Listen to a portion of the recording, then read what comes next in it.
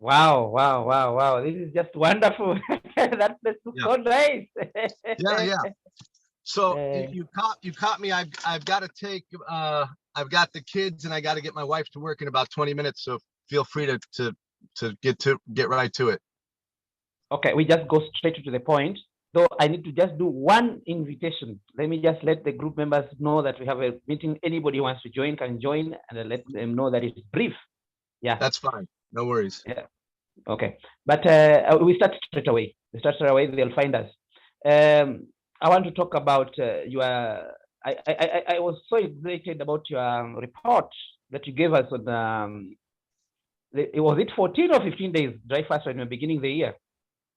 Oh yeah, I did 14 days. I broke on the 15th day, so it was 14 days.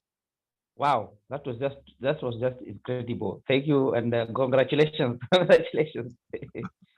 It was really not a hardship at all. And I think Trevor and I were talking while we were fasting at about the same time, and it was Yeah, interesting. I do remember. I do remember. Yeah. Yeah, we were comparing notes.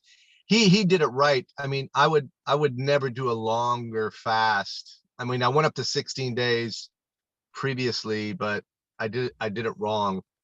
And I think part of the challenge with fasting today in the modern world is that the environment is just so corrupt in the sense of toxicity. And as you fast and as you refine your body, you become more and more sensitive and thus more and more sort of vulnerable to the influences of your environment. And so Trevor did it right. I think he went down to Guatemala or something. That is the Eh, ideal mm, environment to be in nature, to be without excess stimulation, to really be calm and quiet. Because fasting, people think fasting is about food. It's not. It's about rest. It's about complete rest, physiological, psychological, emotional. And so for the body to really benefit at the maximum, you want to control the environment so that you're not perturbed, so that you can convalesce, so that you can be contemplative, so you can turn your mind off, so you can really just let the body do what the body does, and just follow along. And it's so rare to create those conditions today that it's really difficult for people to have what I would consider the ultimate fasting experience. And that's sort of where you start to touch on the ethereal sort of removal of obstacles, to be a little bit more in alignment and aware of the divine, or that which is greater than yourself.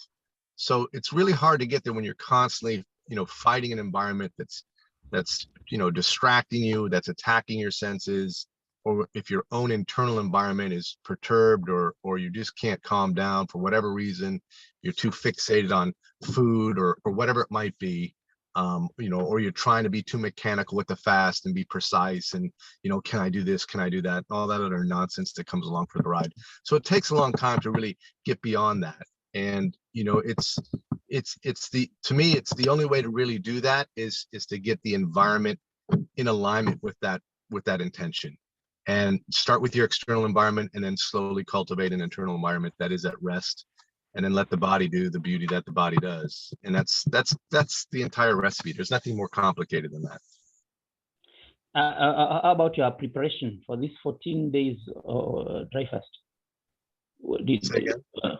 your preparation? Well, how did you prepare for it? Did you do maybe cleaning? What kind of things did you do? No, I mean, and I'm a very bad data point for people to follow, because I've been fasting, for over 2 decades. I've been a professional, clinical fasting practitioner. I worked at a family medical practice guiding people on fast.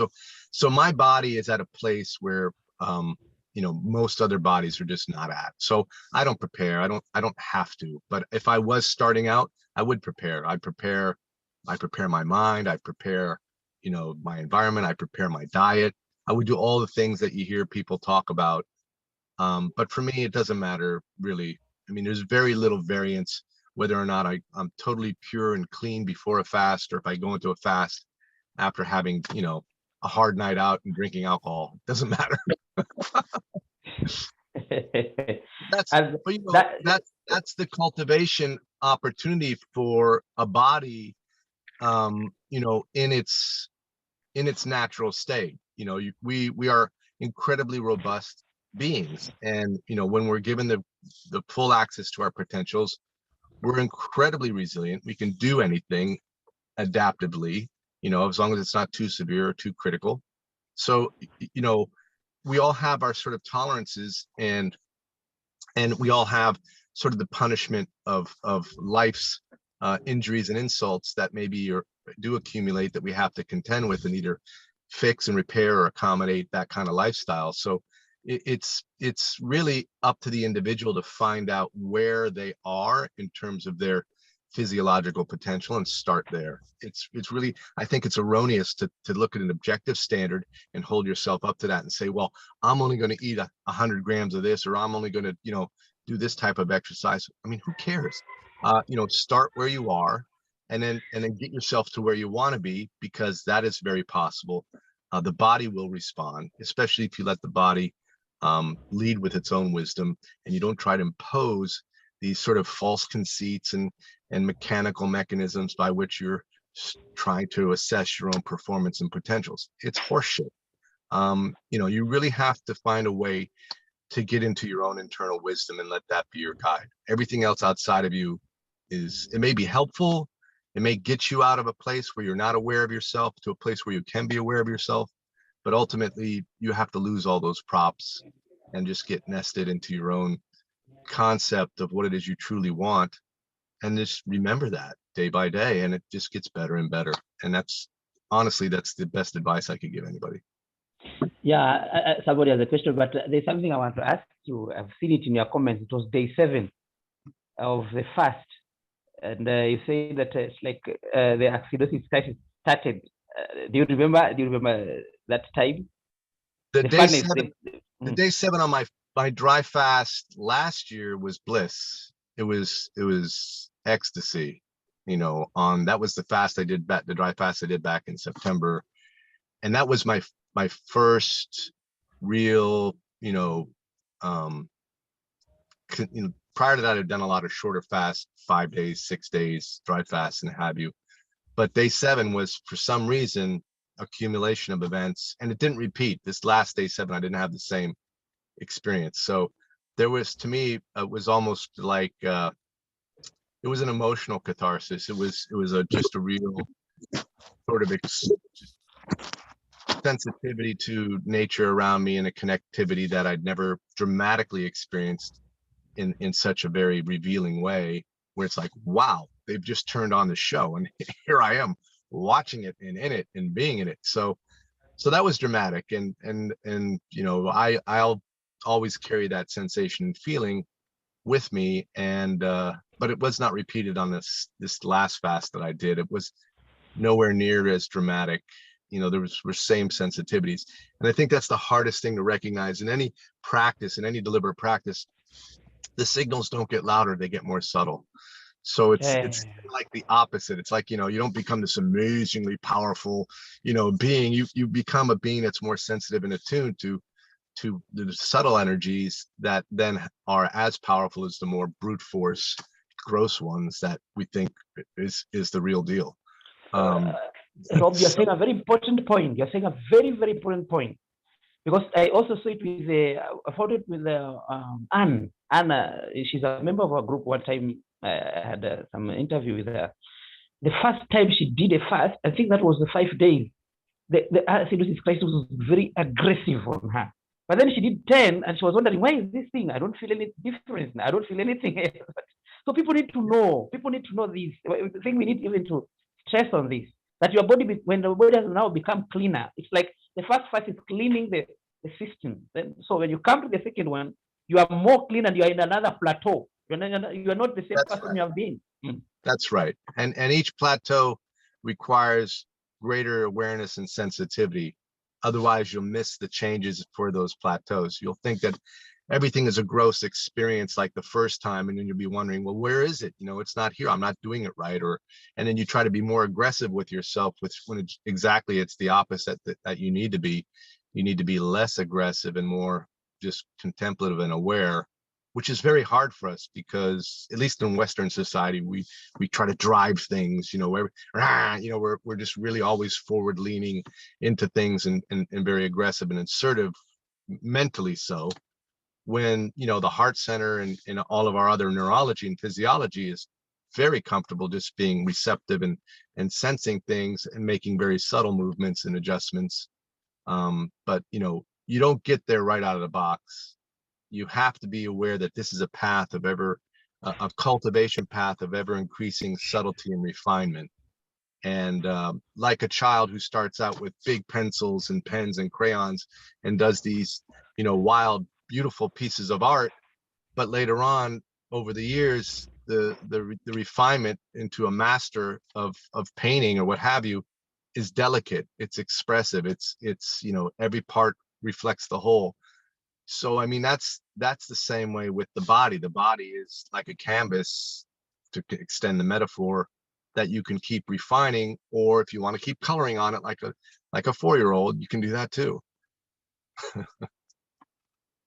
And what are the results? Do you have anything that you can say after this 14 days of total abstaining from food and water, that you have found like health benefit or maybe spiritual, whatever?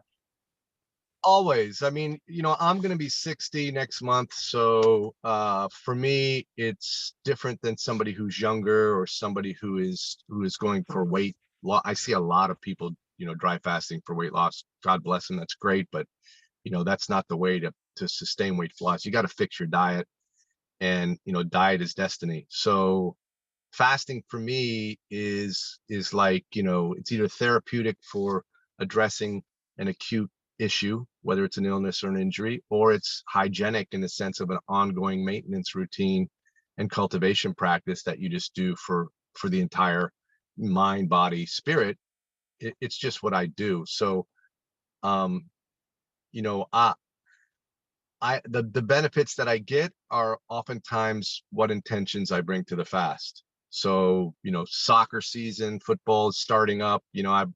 I'm very vain about my health and physical ability, so I want to go back and play with the young guys in the Premier League here in Austin, and they're starting up. Everybody's getting vaccines, so I'm kind of like, okay, I need to get in shape. So my fasting right now is going to be more for basically athletic fitness and retraining my body to be able to go out and take the abuse and play with 20-year-olds and 30-year-olds and sort of punch above my weight in a big way.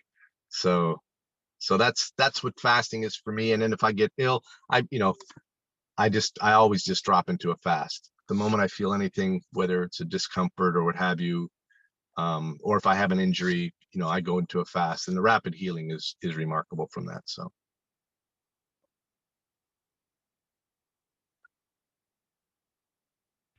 Wonderful. Somebody has said that you look very young. You look good at that age. somebody has said that in a comment. yeah, I wish I still had some hair like my youth, but I'll take it. It's okay. It's still mostly black. I get a little bit of gray coming in, but I got like a 5-year-old son and a 7-year-old daughter who, boy, they take it out of me, I'll tell you. But yeah, I feel good energetically. I feel great. No real complaints. I mean, I've had a life of many physical complications, from heart issues to herniated discs in my back and injuries from accidents and what have you, and from competitive sports. And fasting has really been a way for me to continue to participate in the things that I love to participate in, that I otherwise probably would have never been able to do. I mean, I don't know. I love playing soccer so very much. To me, it's just it's a life passion. So I don't ever want to give it up. And there's certainly a lot of vanity around that, but I just truly enjoy being out there, not to prove anything to anybody, but just that ability to express my body physically, on a team and be connected in that way. It's so fascinating and helpful to me and who I think that I am. So I think that being youthful is a byproduct of an intention for me to be active. I don't want to just be youthful to be youthful. I could care less, but I do want to be able to perform. I do want to be able to be around physically in my kids' lives and play with them, and but I'm not comparing myself to like other 60-year-olds or 50 or 40-year-olds or any of that. I mean, it's just, am I able to do what I want to do? Can I get up in the morning and spring out of bed and hop around and play the way I want to play? And that's not going to be forever either. So I mean, the reality is that I'm going to get old, and but it doesn't have to be right now. Yeah. People have so many questions. Let me read a few of them. One Sure. person is asking how you keep going. How do you keep going? Really, is it amazing? And another one is asking, what's your sleep pattern? Does it vary from day one? How is your sleep pattern? I think during the fast, does it vary from day one? That is Irina that has asked that. The first question was asked by Dr. Z. What was what, you have two questions. What's the first one? Okay, let me repeat that first one. The first one, how you keep going? How I keep going? Keep going in a fast, or keep going in life, or keep going what? I think it's more general. I don't know if it's okay. I think it's about age. It's about age because they were like, oh, how you keep going in your daily life. I think something like that. Or maybe Well, in a fast. He has already answered. in a fast. Environment is everything. Everything. It's, you can have a well-crafted environment and fast effortlessly. You can have a very adverse environment, which would make it very hard. And before I got married at 50, and my kids now, so I started late. I was fasting before I got married as a single person. It was so easy. I could fast effortlessly. Trying to fast now with a family is excruciatingly challenging. And not necessarily because it's physically challenging, but emotionally, I hate missing a breakfast with my kids or a meal. I want to be part and involved in their lives. And so when I did this last fast, daddy's dry fasting, daddy can't eat, I'd hang out with them and everything, but it wasn't the same. So I think it's challenging for me in my situation because of the dynamics of the life that I have. Other people who might be single or just with a couple, with another person, all I can say is to make sure that you construct your fasting practice in an environment with people around you who are supportive and not destructive to that intention. And that's how you keep going. If you have anybody that's negative, it's impossible to keep going. You will eventually lose. Negativity and adversity is going to win. So that's how you keep going. Put the odds in your favor, get your mind right, and get everybody else's that's around you, get their mind right, or get them out of your life for the fast. They can come back later if you want them to, but for the fast, that's how you keep going. My question was, how is your sleep pattern? Is it changed from day one and right now? Some people talk about deprivation of sleep during the fast. Thank you. Oh, during the fast. Yeah, your body naturally in becoming more energized and efficient in fuel utilization because of burning adipose tissue and converting that into, acetoacetate, beta hydroxybutyrate, and all of the other ketone bodies. That's an amazing boost to energy. So you naturally become a light sleeper and sleep less. And also that combines with, I think, the psychological process of being in the fast where more and more things are being revealed to you and you're excited. And this happens depending upon, for a therapeutic fast where you're addressing an illness, it's different than if you're just fasting for other reasons and you're not attached to watching an illness or a chronic pain or something recede. So there's a certain emotional excitement that comes along with it, but primarily the physiological efficiency just really goes off the roof. High blood pressure drops. You just become, you don't have any sense of appetite. You got more time. So I think part of the reason it's hard to sleep is both energetically, you've got a boost, but then psychologically and emotionally, you're in a different place. And it's hard to really kind of, stay down when you're in that place. When you break a fast, sleep like a baby. It's just the most nourishing rest possible. So the discipline and the hardship to cultivate in a fast is to how do I deal with this abundance of energy and not take it to an extreme where I'm diluting the efficacy of being in the fast and resting. Most people take that energy and they want to do something, which is expending the energy that your body would otherwise be utilizing in, autolysis, apoptosis, and autophagy. So, and all the cellular cleaning and the reparations that take place. So what do you recommend? I mean, when you're in a fast, would you want to sit and rest, or is it okay to carry out, your tasks? Rest, 100%. It just depends on the intention of the fast. When I fast for football fitness, I'll be out training hard in the fasting state, but my body's prepared for that. And I do that for rapid recruitment of both neurological functioning, the ability to process, fat for fuel at higher levels under load. Because when you fast, your fitness immediately comes into place for sort of long-term low activity. You have unending stamina, but what you lose is all the top-end power.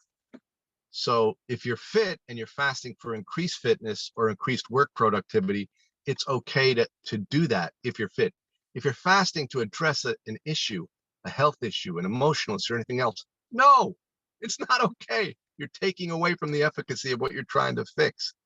So again, it goes back to the intention of your fast. If you're trying to cultivate higher power and performance under load, then activity is fine. In fact, it's required. If you're not, then rest. One more time, rest. Can we get that? Somebody is asking a question, Rob. Do you crave for food or a specific taste? If so, then do you craving for food? I mean, that was my question. That was my question. I was asking, yeah. Yeah. So, do you have food cravings? I mean, do you crave for food? I mean, when you're fasting? Yeah, I think the food, the association with food, our relationship with food, we have to understand, is on multiple levels, right? We have social issues, we have, religious issues, we have, physical comfort issues, psychological. So it's almost impossible to unpack all the influences that food and representations it has in our lives. So oftentimes our cravings for food may not be physiological needs for nourishment, for minerals, for vitamins, or what have you, which is what the body's geared up to do. It may be for other emotional reasons. Oh, my mom used to make this thing. It makes me feel like I'm at home. And those are all positive. I don't want to hint that I'm degrading that. But when you think about cravings for food, you have to sort of address the issue of where the craving is coming from. And then you could put that into the context of understanding how the body sends signals for what it needs to eat in order to nourish itself and maintain optimal health and avoid lack in your diet. And that is primarily driven by it's primarily driven by the papillae in your tongue, which are the sensitive taste aspects that you're able to have, which has rapid turnover. I mean, the variance between turnover and tongue papillae is anywhere from 2 to 16 days, with an average being 9 days, which is why when you fast on 10 days, your palate is totally clear and you can actually start to norm yourself on new food sensations directly, as long as you don't corrupt it with eating synthetic processed foods. If you start eating only whole natural foods that nature provides on a clear palate, you will cultivate different cravings that will be in alignment and in attunement with your body's ability to recognize what it needs for nutrition. So that's about the 9-10 day threshold, which is why I typically, if I'm trying to get people on new diets, I don't start them there. I start them after a fast because they have a clean palate. And the sensitivity is off the roof. It's orgasmic. Eat a piece of cheese, like, oh my God, it's like the most amazing thing. So cravings have to be addressed in the context in which they're born, and in the relationship of what the value and the meaning is to a person's life. I don't ever want to take an element of food out of somebody's life if it has value to them. And, as long as it's not destructive. And even if it is destructive, well, then weigh it out. I mean, is it worth the consequences? If it is, God bless you, go for it. Eat all the candy bars you want, as long as you understand the implications of that. So food cravings, I think we could discuss for hours, but just the baseline where I start at is to clear away the inurement, the sort of the clouding of the tongue, get a fresh tongue, start with the healthiest foods possible so the tongue can recognize that the body can have a way of aligning itself to it, and then work with those cravings, because those are the internal intelligence that are going to lead you to optimal health, versus the external cravings for social, religious, community reasons, which are great, but if you're on an optimal health and wellness path, may not necessarily be the straightest way to your destination. Oh, thank you. What got me very much is that point where after somebody has done the fasting, that's when now when the taste buds are now cleaner, that's when you introduce something else. You introduce something else. Cleaner. It's crazy. I like that for you. I've never had it before. Thank you. You Thank do you. it. I had a client who fasted 33 days.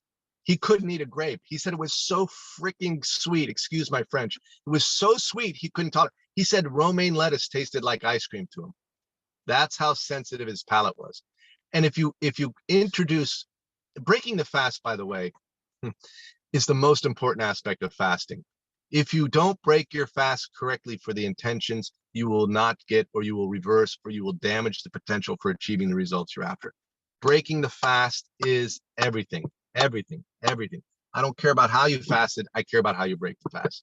So that is also in terms of volume, frequency, food selection, and the intentions that you're trying to cultivate. But the one generic concept is come back slow. Come back slow. Almost imagine as if you're still fasting. Reintroduce food very, very slowly in terms of diversity, volume, and frequency. And if you can do that generically, those are enough of the sort of principles to get you onto a track where your internal wisdom will kind of take over.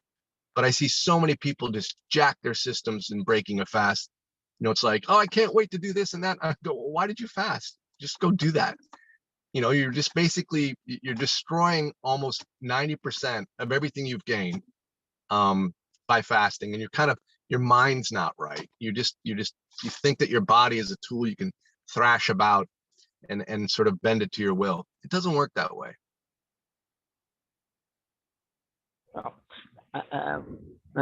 Go slow.